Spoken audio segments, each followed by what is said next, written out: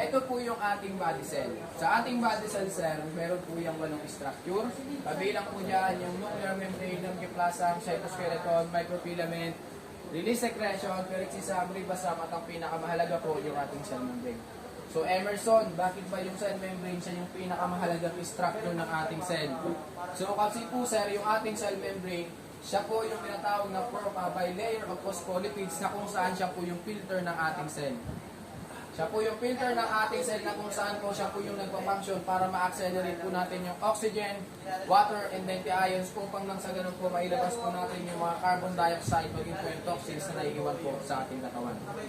So commonly po, once po na yung ating cell is mahina, damage, ang pwede po mangyari, hindi po siya maubusan na makapag-function, kaya po ang nangyayari sir, yung mga toxins, carbon dioxide ay nananatili po sa loob po ng katawan ng isang tao na kalaunan siya nagiging dahilan, humihina ang ating immune system, kalaunan nagkakasakit po tayo. So yung ating cell membrane sir, yung ina-absorb po dyan ngayon na energy electric, siya po yung required para i-activate po yung ating membrane cell nang sa ganun makapag-function, makapag-accelerate po ng oxygen, water, and then the ions, mailabas po natin yung carbon dioxide at toxins. So sa paanong paraan po siya lalabas? So mararaman po natin yan, sir, na yan po yung inalalabas na po ng ating katawan sa pamamagitan po ng pagdumi, pagkihi, pagdighay, pagpapawis. Kaya commonly po, sir, mararanasan po natin po yung mga